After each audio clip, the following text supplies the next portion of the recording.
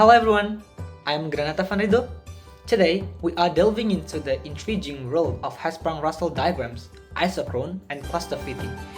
Ever wonder how we decode the age and properties of star cluster using these tools? Stick around as we explore this fascinating topic and dive into my recent experiment with HR diagrams of star clusters using the Virtual Educational Observatory, aka VIREO. Alright, let's get started. Isochrones are theoretical models that depict the evolutionary tracks of stars on a Hertzsprung-Russell HR diagram, showing how their properties change over time.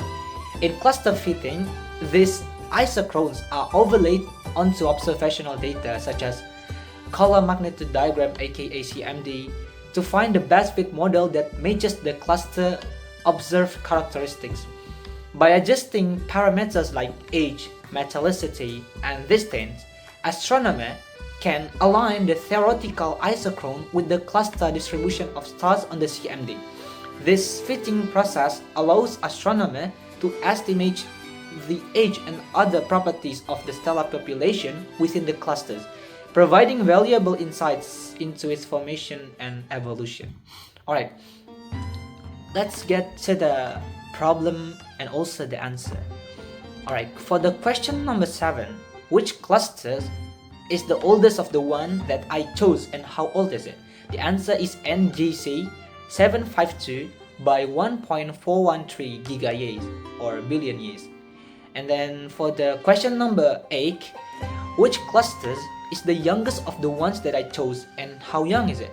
Alright, so the youngest cluster is 30 Doradus LMC by 0.063 gigayear aka billion years.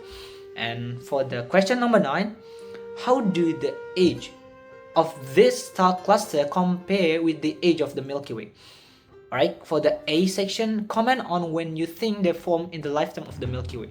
So my answer is, according to the space.com, the age of the Milky Way galaxy is 13.61 gigayear aka billion years.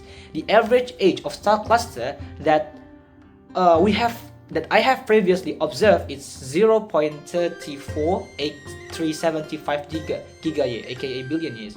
So the impact of the age of the star cluster on the age of Milky Way galaxy is only 2.55%. In other words, the star cluster is 13,261.625 million years younger than the Milky Way galaxy. Alright, in the B section, do you think you can draw a strong conclusion with the number of clusters that I have fitted? Alright, the answer is the observation samples of the number of clusters that have been fitted are still to view. The result will be inaccurate if we are forced to draw general conclusion regarding astronomical observation. Most samples are needed, obviously, to get results with a low margin of error. Yeah, alright. And then for the question number 10, which cluster is the most distant and which is the closest?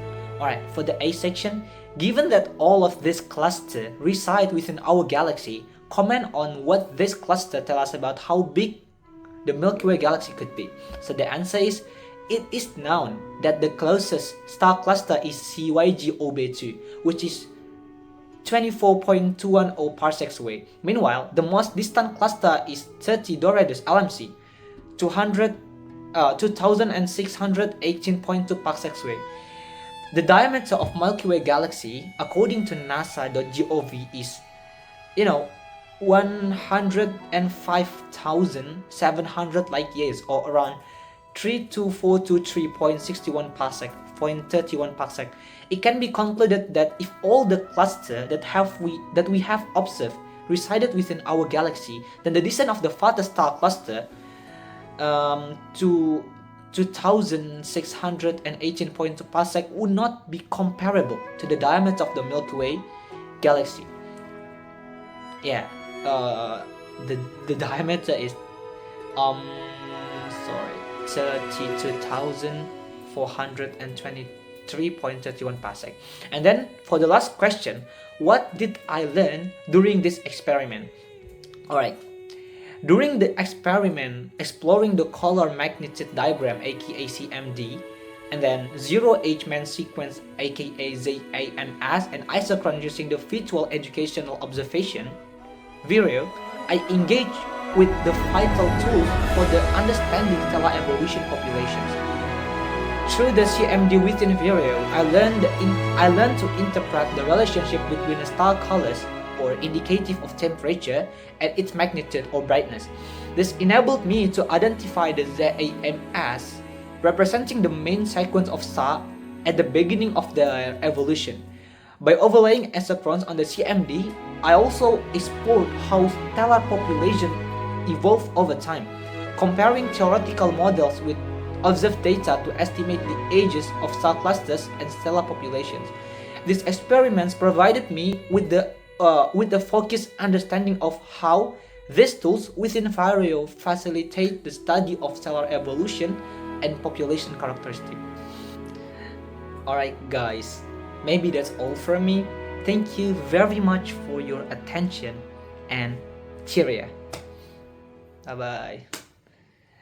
Cheerio or hooray, whatever.